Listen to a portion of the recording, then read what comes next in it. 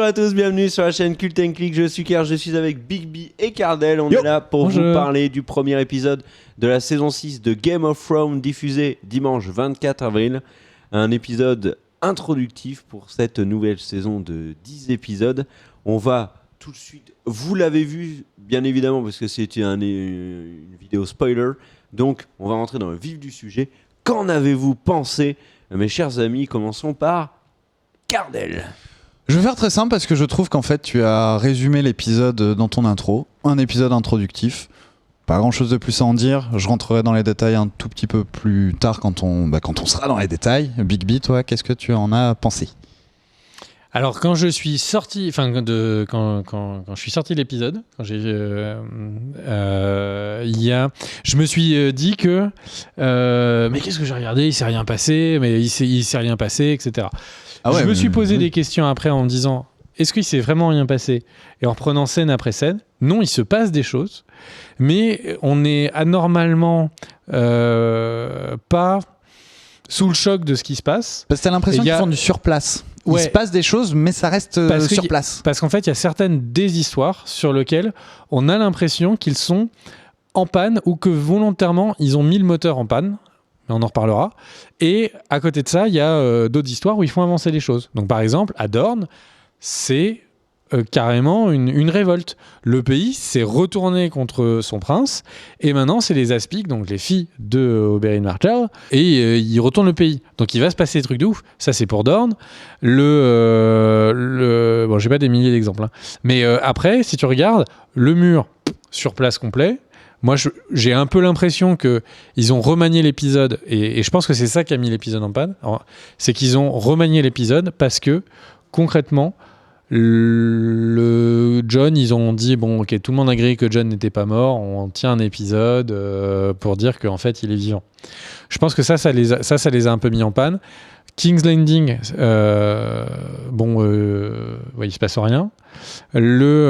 Cersei qui apprend la mort de Myrcella, mais bon, il se passe rien. Enfin, nous spectateurs, il se passe rien. Enfin, c'est que des choses qu'on sait déjà. Khaleesi, c'est des choses qui se passent qu'on sait déjà. La poursuite de Khaleesi, c'est des trucs qui se passent qu'on sait déjà. Mormon,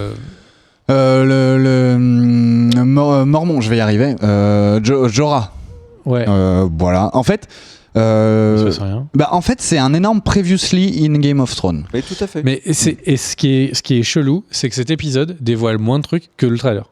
Ah oui, complètement. Et quand tu mets l'épisode et que tu mets le trailer, tu dis ah ouais, en fait, là, c'est pas de la théorie. Je n'ai pas regardé une vidéo sur YouTube de théorie. Genre, ils m'ont expliqué tout ce que va être la série. C'est ce que voilà. Live tout à l'heure. C'est ce que disait Kerr, et justement, toi, t'en as pensé quoi de cet épisode? Moi, je vais redire ce que j'ai dit dans le live, mais peu importe.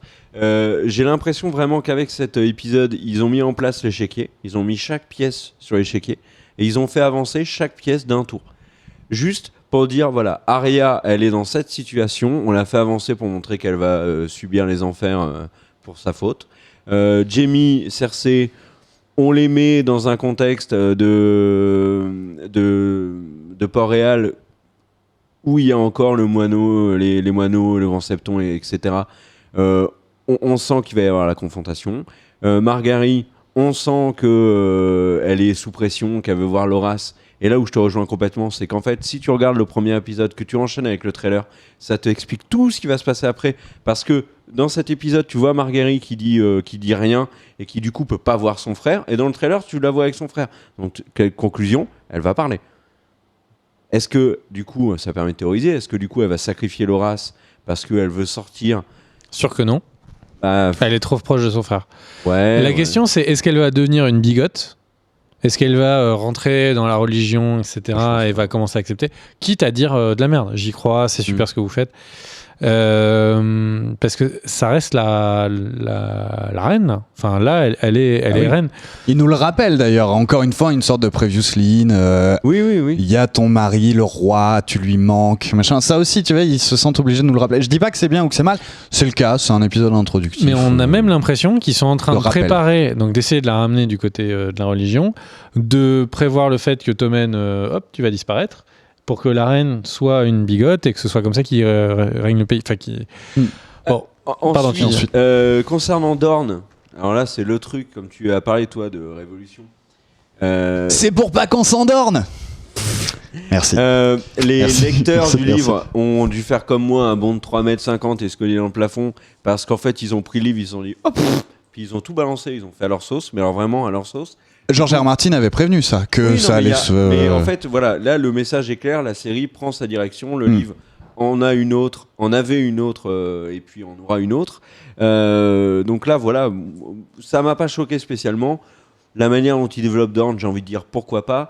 C'est compréhensible par rapport au livre, c'est-à-dire que le livre a beaucoup plus de personnages. La série essaye de réduire. On a vu Ellaria Sand beaucoup dans la saison avec Oberyn. C'est normal que ce soit elle qui mène la révolte plutôt que des personnages qu'on n'avait jamais vus. Donc ça, pour moi, c'est cohérent. Sur Jon, ça n'a pas du tout avancé. Alors sur le chat, il y a quelqu'un qui disait mais très drôle, vous êtes dur. Jon, il a avancé, maintenant il est sur une table. Ça, je trouvais ça très drôle. C'est marrant, mais j'étais persuadé que la scène avec Davos, c'était la scène d'intro de l'épisode et qu'on allait avoir des trucs de ouf. Et en fait, on se rend compte que la confrontation dans Castle Rock, c'est plus tard. Et il y a même, si on regarde le trailer de l'épisode 2, parce qu'il y a un trailer pour l'épisode 2, on comprend que les Bolton veulent attaquer Château Noir. Donc, j'ai dit Castle Rock d'ailleurs, je crois. Les Châteaux Noirs. Donc, du coup, ça n'a pas de sens. Enfin, est-ce que ça va être les Bolton qui vont attaquer Château Noir ? Est-ce que ça va être les Sauvageons avec Davos ? Enfin, Ouais. mystère. En tout cas, Jon, il est sur sa table. Et je vais terminer avec Mélisandre, qui a été la révélation de l'épisode et qui a fait parler tant de monde. J'ai déjà trouvé cette scène magnifique. Très bien fait. Parce que, en fait, cette scène, alors déjà, c'est le côté, oh, elle se dessape encore, elle est tellement belle, Caresse Monotone et tout, puis bon, voilà. Mais c'est surtout la poésie de cette scène.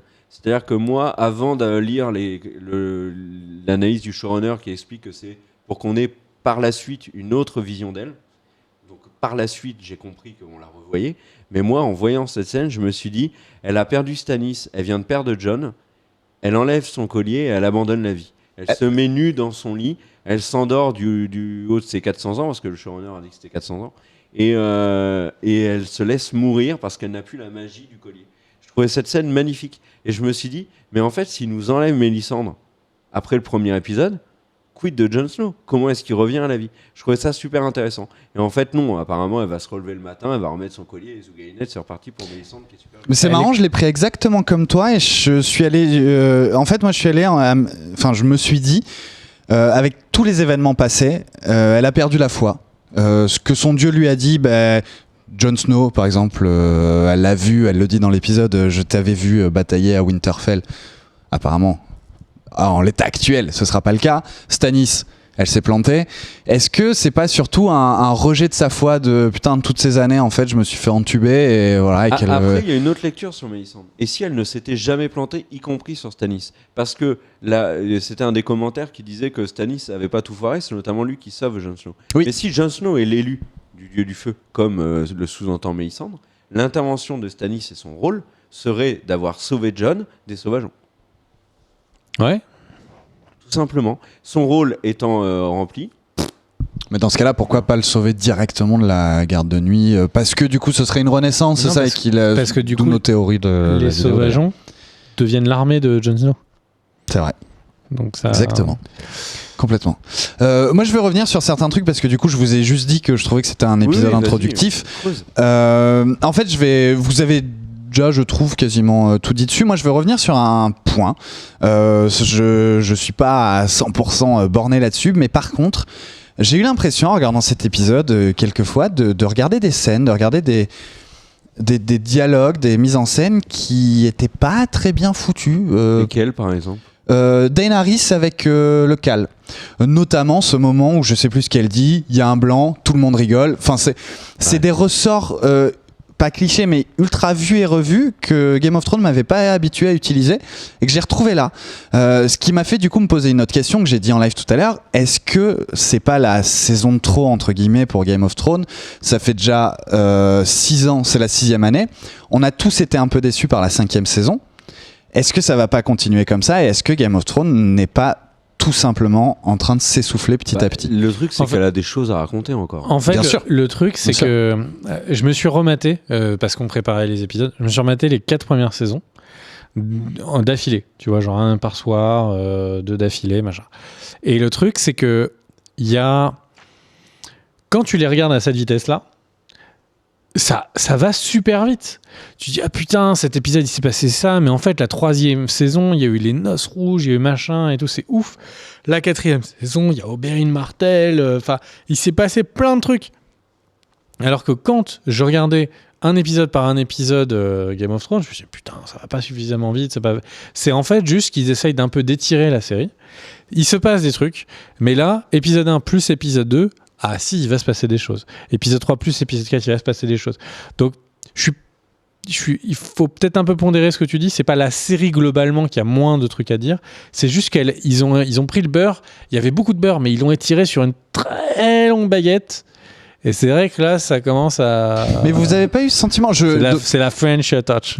Mais ça, d'accord. Donc, je vous ai pris l'exemple de Daenerys, machin, mais aussi tout ce huis clos avec Davos, Jon Snow sur la table, machin.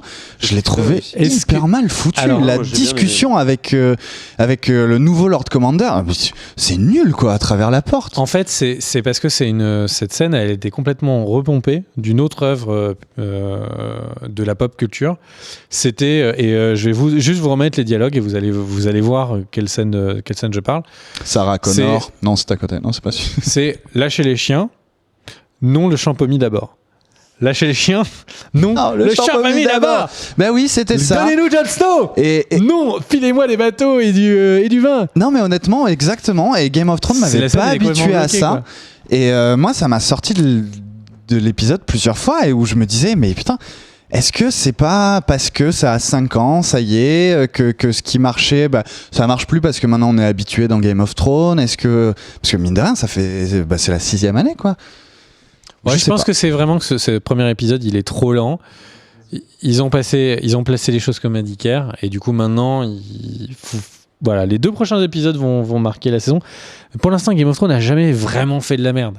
Il y a juste des épisodes qui étaient trop lents, je trouve, Ouais, il y a eu le dragon dans l'arène qui était mal réalisés. Ouais.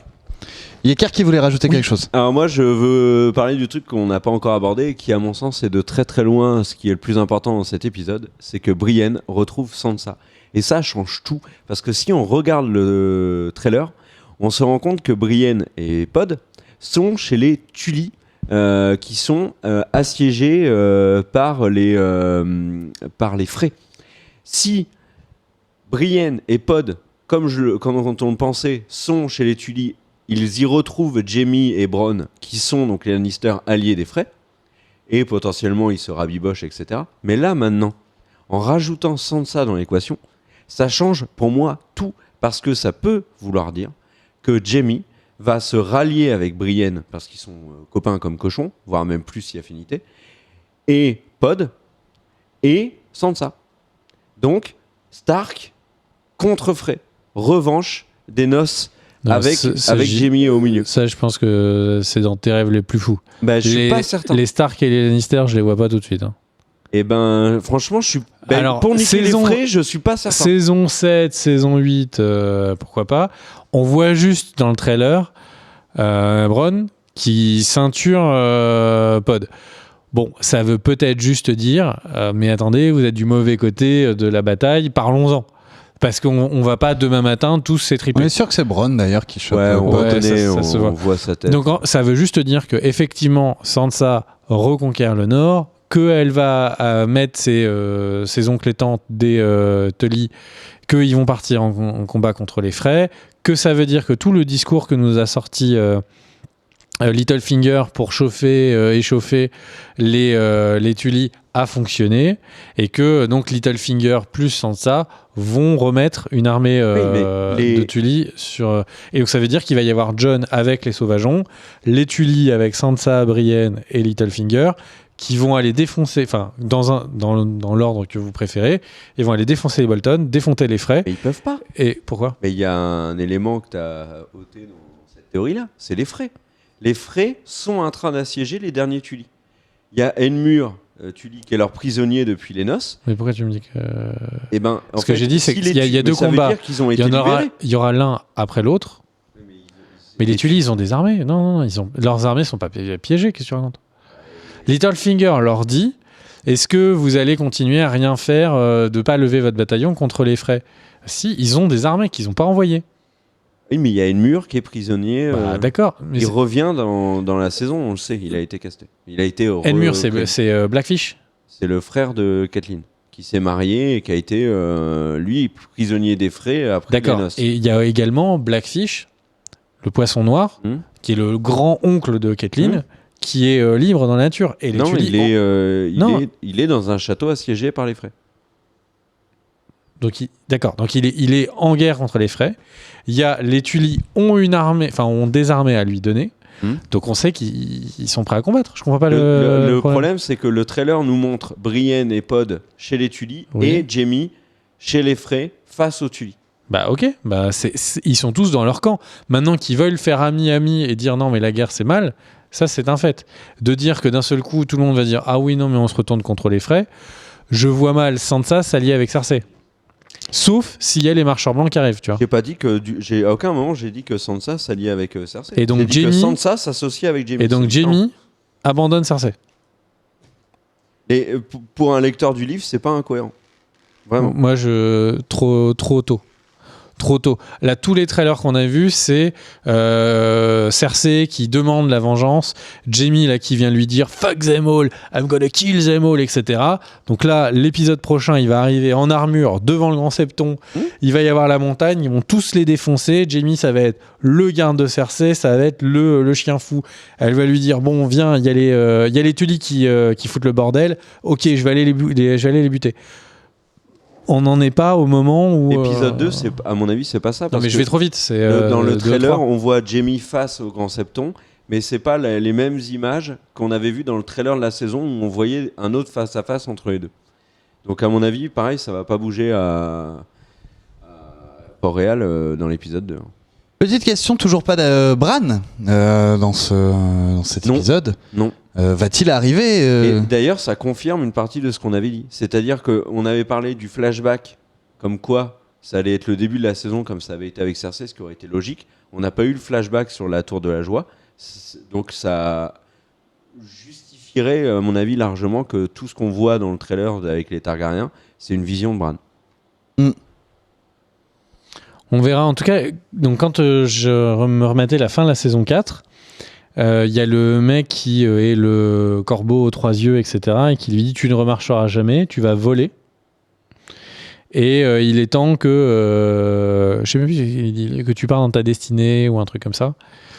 Bon, peut-être que là il le renvoie vers Jon. Et j'avais une idée. Et si en fait Jon était mort pour de bon et que son corps Bran, il était prend contrôlé possession par Bran. Mais pourquoi est-ce qu'il lui dit tu ne remarcheras jamais alors? Parce que c'est pas lui directement,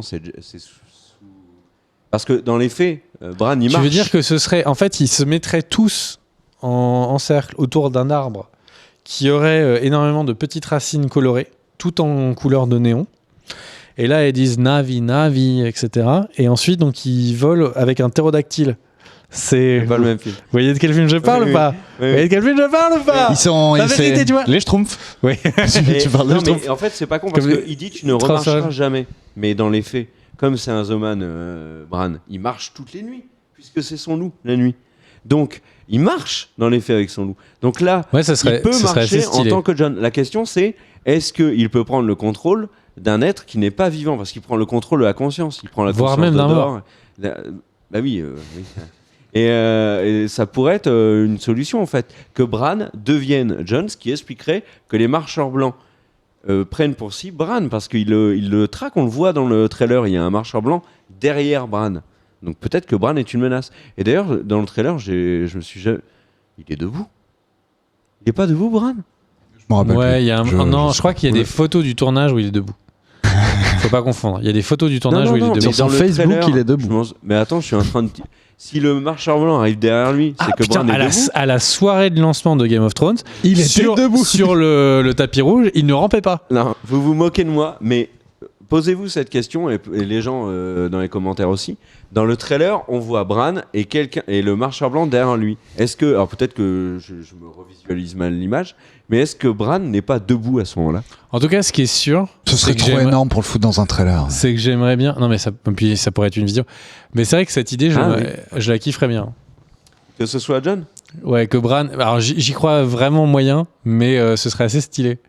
Quitte, on t'aime, reste. Mais par contre, Jon, casse-toi. Mais ça You know expliquerait nothing, la kid. relation très forte qu'ont Bran et Jon quand ils sont encore à Winterfell.